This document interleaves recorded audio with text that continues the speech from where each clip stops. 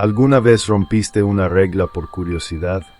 Una de esas normas tontas que todos seguían sin cuestionar, solo porque así se hacía.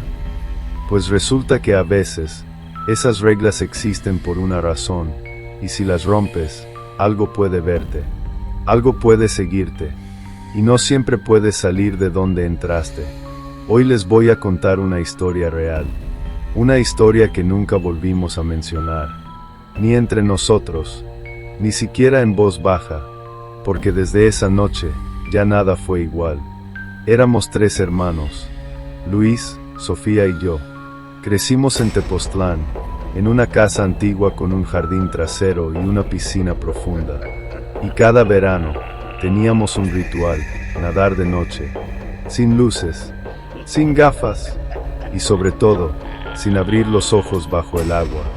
Era un juego, o eso creíamos, pero una noche, rompí la única regla que no debíamos quebrantar, y lo que vi abajo, no era uno de nosotros. Si alguna vez has sentido que algo te observaba bajo el agua, si alguna vez escuchaste una voz que no podía ser real, si alguna vez tuviste miedo de cerrar los ojos, entonces síguele. Porque esta historia no terminó aquella noche.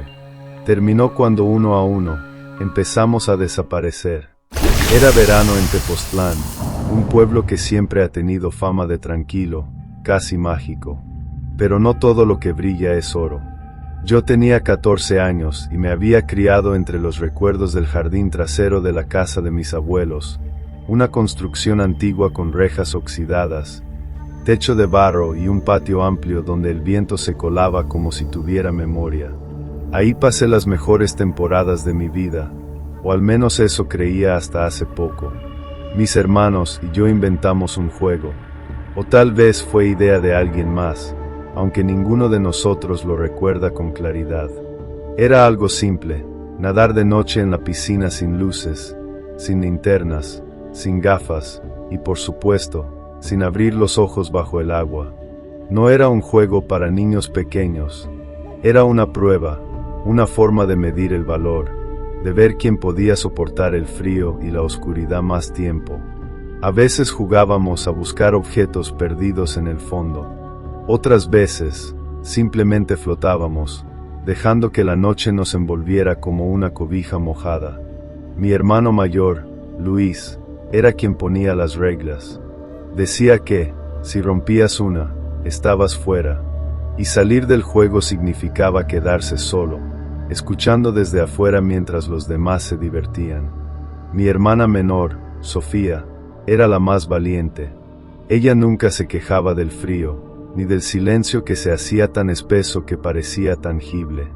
Yo era el débil. Siempre intentaba aguantar más de lo que podía, pero terminaba saliendo, temblando, con la piel ardiendo de tanto frío y la cabeza palpitando por la falta de aire. Una noche, después de cenar pozole con mis abuelos, subimos al cuarto de Sofía y decidimos que íbamos a jugar otra vez. Ya habían pasado 3 días seguidos sin fallarle al ritual. El cielo estaba despejado, con una luna grande y amarilla que iluminaba apenas el contorno de los árboles. El clima era fresco, pero no tanto como para impedirnos meternos al agua. Salimos sigilosamente por la puerta lateral, como siempre, con toallas enrolladas en la cintura y sandalias viejas arrastrándose sobre el piso de cemento. El sonido del agua al caer dentro de la piscina era como un latido, un corazón que bombeaba oscuridad. ¿Lista?, preguntó Luis, parado al borde del extremo profundo. Siempre, respondió Sofía, riendo. Yo me quedé atrás, observándolos saltar uno tras otro. El eco de sus gritos se mezclaba con el chapoteo. Me sentía pequeño, invisible, como si ya no perteneciera al grupo. No quería ser el último en entrar. No quería ser el débil. Pensé en algo que pudiera cambiar las cosas, algo que me hiciera diferente, que me hiciera ganar. Y entonces recordé las gafas. Las había encontrado días antes en un cajón del cuarto de mi abuelo, junto con otras cosas antiguas, fotos amarillentas, una radio que ya no funcionaba, un cuchillo oxidado. Las gafas eran viejas, con marco negro y vidrios empañados, pero aún servían. Me las guardé en el bolsillo del pantalón corto. Nadie notó nada.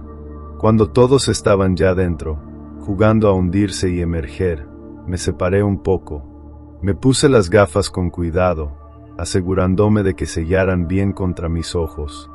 El mundo cambió. La oscuridad seguía ahí, sí, pero ahora podía ver a través de ella. Mis hermanos eran sombras movedizas, manchas blancas donde el reflejo de la luna les daba. Me lancé al agua. La temperatura me golpeó como un puñetazo. El frío se clavó en mi pecho, en mis piernas, en cada parte de mí. Me obligué a bajar, a ignorar el ardor en mis pulmones, a dejar que la presión me envolviera. 8 metros. Eso decía el letrero que mi tío había pintado en la pared de la piscina, aunque nadie sabía si era verdad. A esa profundidad, el agua era negra, pesada, como si estuviera hecha de aceite espeso. Todo sonido se apagaba. Incluso mi propia respiración era un rumor lejano. Entonces, vi algo. Al principio pensé que era Sofía. Estaba sentada en el fondo, con las piernas cruzadas, su cabello flotando alrededor de su cara como algas. Tenía los brazos descansando sobre las rodillas, completamente inmóvil. Su rostro estaba oculto tras una cortina de pelo mojado, pero podía sentir que me miraba. No movía ni un músculo, ni siquiera parecía estar respirando. Me quedé allí, suspendido sobre ella, confundido. No entendía qué hacía así, quieta, sin hacer señales. ¿Estaba jugando? ¿Era una trampa para asustarnos? Extendí la mano lentamente. Toqué su cabeza con un dedo. Fue un contacto leve, apenas un roce, pero sentí el frío. Un frío distinto al del agua. Más profundo, más oscuro, como si estuviera tocando algo que llevaba mucho tiempo muerto. Traté de decirle te toca, pero solo burbujas escaparon de mi boca. No se movió, ni un parpadeo, ni un escalofrío, nada. Su cabeza se inclinó ligeramente hacia un lado, como si estuviera analizándome. El movimiento hizo que su cabello se deslizara un poco, revelando parte de su rostro. Lo que vi me heló el alma. Sus ojos estaban abiertos, totalmente abiertos, pero no tenían color. Eran completamente blancos, como 2 huevos cocidos, y me estaban mirando. Solté un grito que se perdió en el agua. Fue entonces cuando escuché la voz de Luis, lejana, amortiguada por el líquido, pero clara. ¿Qué estás haciendo? Llevas mucho tiempo allá abajo. Me di vuelta con violencia, buscando el origen de su voz. Y ahí estaban, los dos, Luis y Sofía, de pie en la parte poco profunda, riendo, con el agua hasta la cintura. ¿Vas a jugar o te vas a quedar ahí abajo?, dijo Sofía, con una sonrisa traviesa. Miré hacia abajo. Ella seguía allí, sentada, inmóvil, esperando. El aire se me acabó. Me impulsé hacia arriba con todas mis fuerzas, saliendo del agua con un grito ahogado. Me agarré del borde de la piscina, jadeando, con el corazón acelerado, los labios temblorosos. «Salgan, salgan ahora», grité, sin poder controlar mi voz. Luis y Sofía intercambiaron miradas confusas. No entendían, no veían lo que yo veía.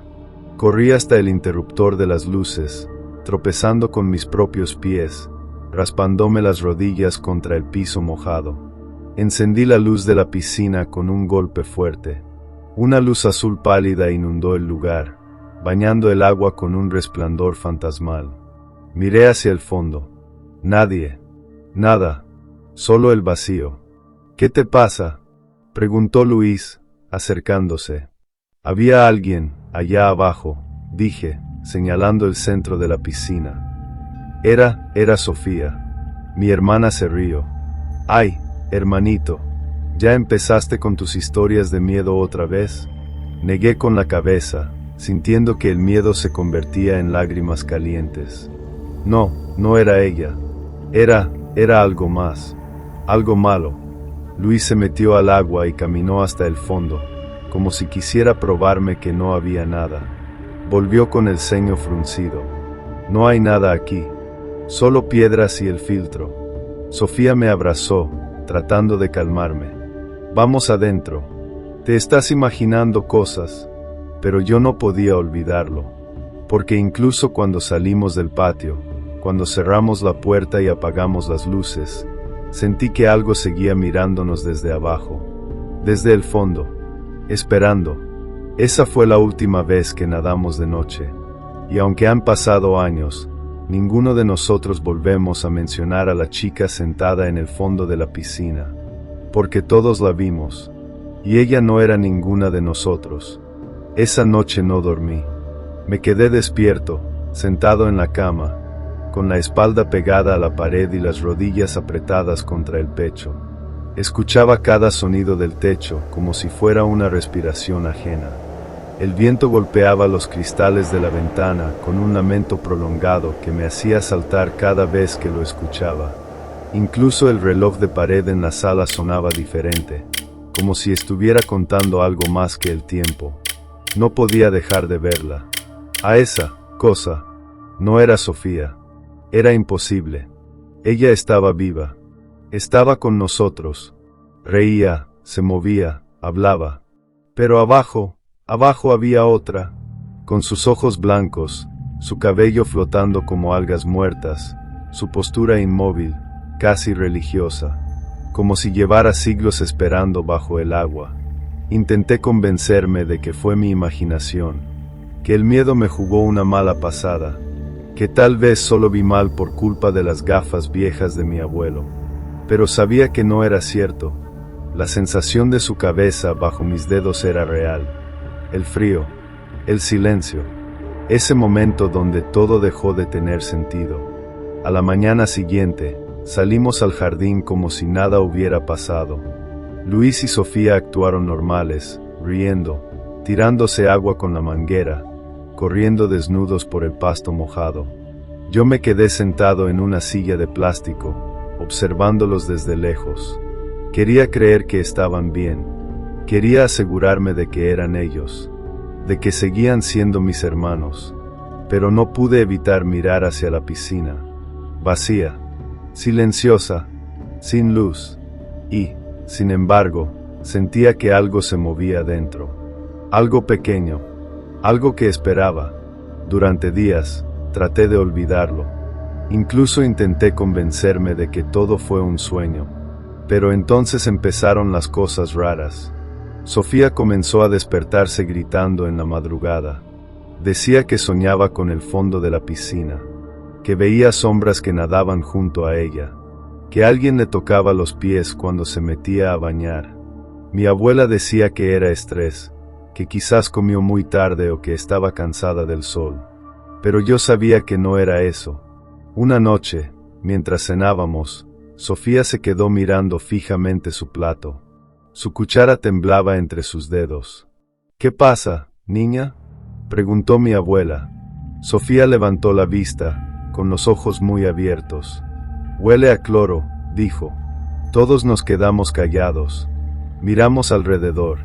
No había nada cerca que oliera así. La piscina estaba cerrada con una tela azul y llevaba días sin usarse. Aquí no huele a nada, respondió Luis, molesto. Pero Sofía insistió. Dijo que el olor era fuerte, asfixiante, como si el agua estuviera hirviendo. Y luego, sin previo aviso, vomitó sobre la mesa. Mi abuela la llevó a acostarse, pero esa noche tuvieron que llamar al médico. Le subió la fiebre y no paraba de hablar en voz baja, como si estuviera conversando con alguien invisible. Cosas sin sentido, palabras repetidas. Está abajo, decía. Me espera. Luis y yo nos turnamos para cuidarla. Por la noche, mientras dormía agitada, le tomé la mano y noté que estaba helada, fría como el agua de la piscina. Le pregunté si quería una cobija, pero me apretó los dedos con fuerza. No te duermas, susurró. Ella viene cuando cerramos los ojos.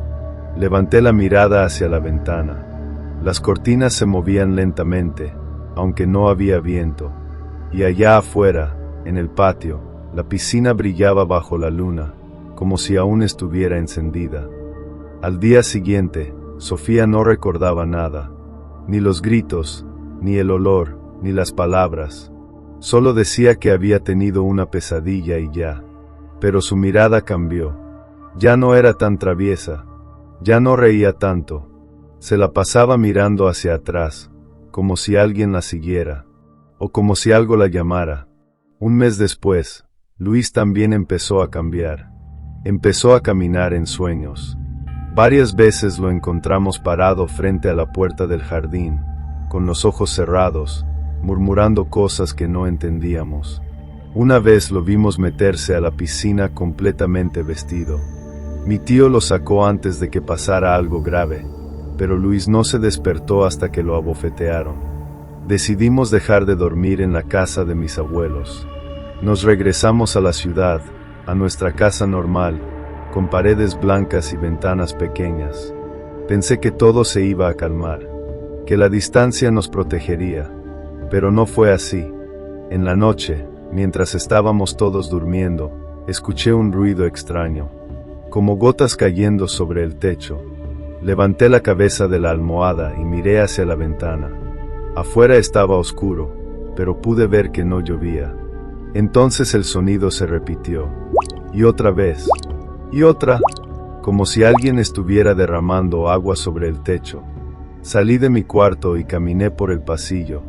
Todo estaba en silencio, hasta que escuché a Sofía llorar. Fui a su habitación y la encontré sentada en la cama, con las manos cubriéndose la cara. Temblaba. No dijo nada cuando entré, solo señaló hacia el baño. La puerta estaba entreabierta, y del otro lado se escuchaba el mismo sonido. Gotas, gotas, gotas. Empujé la puerta lentamente. El espejo estaba empañado. El piso estaba mojado, y en la tina, el agua corría sola. La llave estaba cerrada, pero el grifo goteaba. Gotas grandes, lentas, como si estuvieran cayendo desde muy arriba. Y entonces vi algo reflejado en el espejo. Una figura, pequeña, con el cabello largo, mirándome desde detrás. Salté hacia atrás, tropecé con Sofía y caímos al suelo. La puerta del baño se cerró de golpe. El sonido cesó. Nunca volvimos a usar ese baño. La situación empeoró tanto que mis padres decidieron llevarnos a terapia. Un psicólogo nos habló durante semanas, diciendo que era ansiedad, que estábamos procesando traumas infantiles. Pero ¿cómo le explicas a un hombre de traje que hay algo que vive en el fondo de una piscina? ¿Cómo le haces entender que no es un recuerdo lo que nos persigue, sino algo que sigue ahí? 4 meses después, recibimos una llamada. Mi abuela había muerto. Fue rápido, dijeron. Un infarto en la noche. Pero cuando llegamos a Tepoztlán, el cuerpo ya estaba listo. No pudimos despedirnos. No pudimos verla.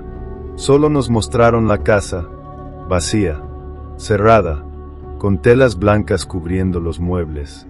Y la piscina, igual que siempre, oscura, callada. Fue Luis quien se atrevió a entrar primero. Dijo que necesitaba limpiarla, que no podíamos dejar que se llenara de mosquitos y basura. Bajó solo, con un rastrillo y una cubeta. Lo observamos desde arriba, mientras sacaba hojas y ramas, mientras limpiaba el borde. Hasta que se detuvo. Se quedó quieto, mirando hacia el fondo, como si viera algo que solo él podía ver. «Luis», lo llamó Sofía. Él no respondió. Dio un paso más hacia el centro. Lentamente, como si estuviera hipnotizado. «Luis», grité yo, bajando al borde. Pero antes de llegar, él se lanzó al agua. Gritamos. Corrimos. Saltamos tras él. Pero cuando llegamos al fondo, ya no estaba. Buscamos por todas partes. Llamamos a bomberos, a policías, a buzos. Registraron la piscina de arriba abajo. Nada. No había señales de él. Ni sangre. Ni ropa. Ni cuerpo. como si nunca hubiera estado allí. Lo único que encontraron fue una nota escrita en la pared de cemento, debajo del nivel del agua, en letra torcida, como si hubiera sido hecha con uñas. Ya estoy con ustedes desde ese día, no volvimos a Tepoztlán, ni a la casa, ni a la piscina. Pero, aunque pasen años, aunque cambiemos de ciudad, de nombre, de vida, sé que ella sigue allí, esperando, mirando, llamando, y uno a uno, vendrá por nosotros, porque no terminamos el juego. A veces pensamos que los juegos infantiles son inofensivos, que son solo formas de entretenernos, de pasar el tiempo. Pero hay ciertas tradiciones que tienen raíces más oscuras de lo que imaginamos. Cosas que se repiten generación tras generación, sin saber por qué, solo porque siempre se han hecho así. Yo rompí una regla, vi algo que no debería haber visto, y desde entonces, nada ha sido igual. Mis hermanos desaparecieron, mi familia se rompió, y yo, sigo aquí, pero no estoy seguro de si soy realmente yo. ¿Y tú? ¿Alguna vez jugaste un juego que después te dio miedo recordar? ¿Alguna vez sentiste que algo te miraba mientras nadabas? ¿O quizás conoces una historia familiar que nunca entendiste bien? Deja tu experiencia en los comentarios. Cuéntanos si alguna vez estuviste cerca de algo que no pudiste explicar. No estás solo. Muchos de nosotros tenemos esas historias. Y tal vez, al compartirlas, podamos entender por qué algunas cosas nunca deberían repetirse.